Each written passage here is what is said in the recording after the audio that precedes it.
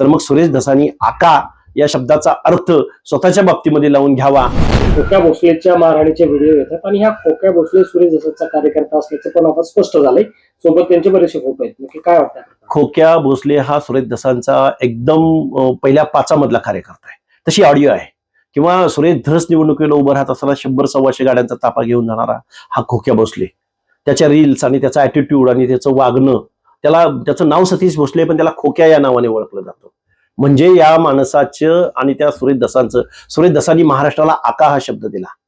आरोपी आणि मग त्या आरोपीचा नेता यावरून जर या महाराष्ट्रात राजीनामे सुरेश धस घेण्यात यशस्वी झाले असतील तर मग सुरेश धसानी आका या शब्दाचा अर्थ स्वतःच्या बाबतीमध्ये लावून घ्यावा आणि आपला खोक्या भोसले हा कार्यकर्ता आहे की नाही आणि मग त्याला कोण प्रोत्साहन देतं आणि मग त्या खोक्या भोसल्याचा आका कोण हे एकदा सुरेश धसानी या महाराष्ट्रामधल्या जनतेसमोर येऊन सांगावं.